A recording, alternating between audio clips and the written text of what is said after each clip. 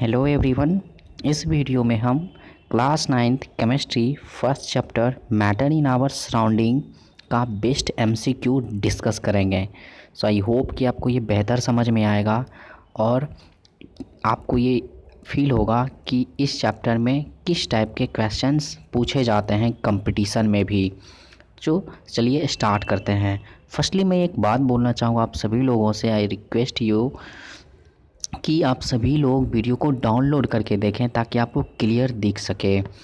चलिए स्टार्ट करते हैं। फर्स्ट नंबर क्वेश्चन देखिए।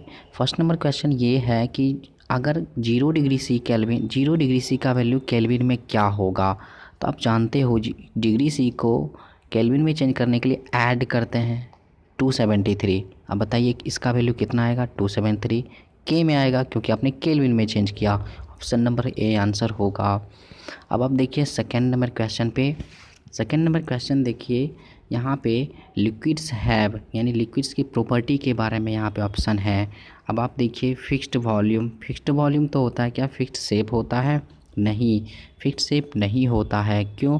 क्योंकि अगर मान लेते हैं कि आपके पास कोई बॉटल में पानी है 1 लीटर, अगर इस 1 लीटर पानी को आपने किसी स्फेरिकल कंटेनर में जाके रख दिया तो यहाँ तो ये 1 लीटर ही है, बट ये शेप कैसा कंटेन कर लिया, स्फेरिकल शेप। यहाँ था सिलेंड्रिकल शेप, यानी शेप चेंज किया। शेप फिक्स नहीं होता लिक्विड का, इसलिए यहाँ पे डायरेक्ट चूज करें option fixed volume no fixed shape. देखिए सी नंबर में होगा।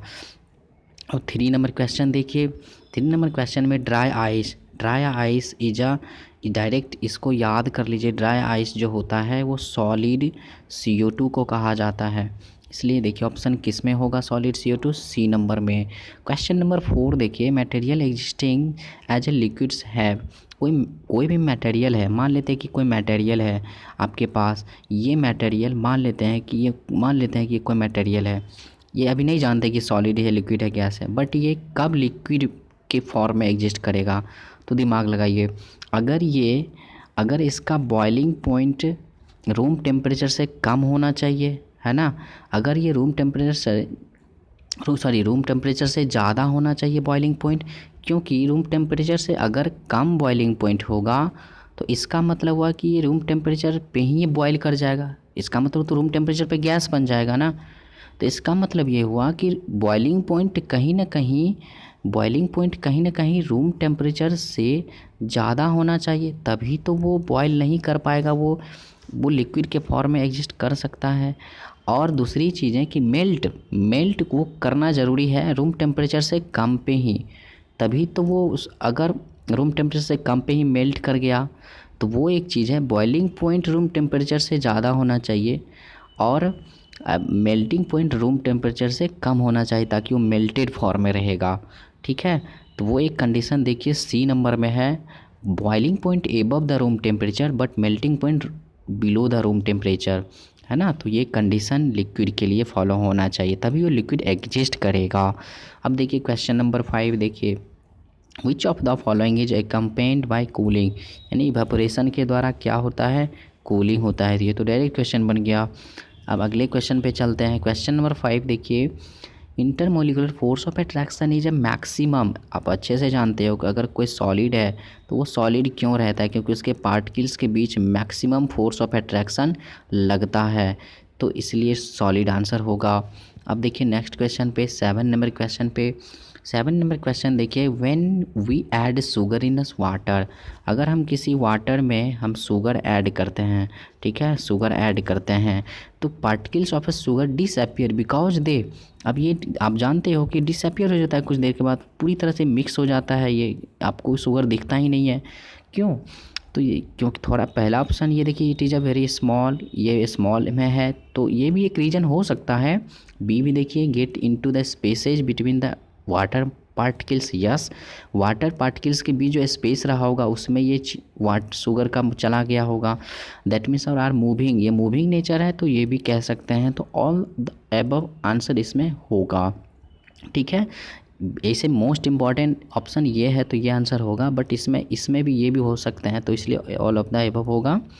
यहाँ पे देखिए क्वेश्चन नंबर 8 देखिए, 1 small crystal of potassium permanganate. Potassium permanganate का फॉर्मूला आप जानते हो KMnO4 होता है। तो बोल रहा है एक क्रिस्टल मतलब एक छोटा सा टुकड़ा अगर पोटेशियम परमैंगनेट का लेते हैं क्रिस्टल, तो उसमें कितना कंटेन पार्टिकल्स होगा पोटेशियम परमैंगनेट का, ये पूछा है। तो 10⁶ पार्टिकल्स होगा। अगर मैं बोलूँ कि आपके शुगर का, चीनी का एक टुकड़ा जो है, एक पार्ट जो है, एक दाना जिसको बोलिए, उसमें कितना पार्टिकल्स होगा शुगर का, तो यही होगा 10⁶ पार्टिकल्स होगा। इस तरह से हम समझ सकते हैं। 9 नंबर क्वेश्चन देखिए, which of the following statements is not correct. तो नॉट करेक्ट जो इसमें होगा ये देखना है। तो यहाँ पे देखिए ऑप्शन नंबर ए देखिए, density of ice is less than the density of water. Yes, क्योंकि आइस आप जानते हैं कि वाटर पे फ्लोट करता है ना, तो इसलिए डेंसिटी आइस का कम होगा। ये तो सही है ऑप्शन बी नंबर ऑप्शन पढ़िए। To convert a temperature on the Kelvin scale to Celsius scale 273 from the given temperature, यानी बोल रहा है कि convert temperature on a Kelvin scale to Celsius, तो सब्ट्रैक्ट करते हैं 273। यस, हम केल्विन में चेंज करने के लिए 273 ऐड करते हैं। तो सी नंबर में भी बोल रहा है कि केल्विन में चेंज करने के लिए 273 ऐड करते हैं, हाँ। और सेल्सियस में चेंज करने के लिए हम केल्विन से 273 सब्ट्रैक्ट करते हैं। यस, ये ABC तीनों सही था, तो यानी डी आंसर इसका मतलब गलत होगा। देख लेते हैं वैसे, vaporisation of A liquids cooling effect होता है, नहीं, इवापोरेशन कूलिंग इफेक्ट होता है, ना कि वेपोराइजेशन, तो इसलिए डी आंसर होगा। तो डी आंसर होगा। अब लास्ट क्वेश्चन देखिए 10 number, which of the following pairs will not exhibit diffusion. यहाँ पे पूछा है विच of the following pairs will not exhibit diffusion, यानी डिफ्यूजन मतलब कि दो कंपोनेंट का जो पार्टिकल्स है इंटरमिक्स करना चाहिए। तो यहाँ पे देखिए हाइड्रोजन और ऑक्सीजन तो इंटरमिक्स हो जाएंगे, मिल जाएंगे। अब यहाँ पे ऑक्सीजन और वाटर भी मिल जाते हैं, ठीक है। तो वो एक चीज़, क्योंकि वाटर में देखिए ऑक्सीजन प्रेजेंट रहते हैं, इसलिए ऐसा कह सकते हैं। सबसे नीचे देखिए शुगर एंड वाटर, आप देखते हैं शरबत बनाते हैं तो वो मिक्स हो जाता है, लेकिन सैंड एंड साल्ट मिक्स नहीं होगा, वो आप मिक्स होता ही नहीं है, वो आपको दिखता है, अलग अलग ही रह पाता है वो।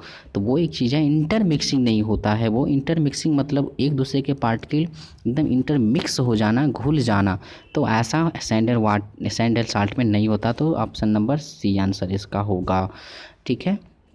आई होप कि आपको ये बेहतर समझ में आया होगा। नेक्स्ट वीडियो में अगले हम 15 क्वेश्चन का MCQ फिर से हम आप लोग के लिए लाएंगे। So thank you so much.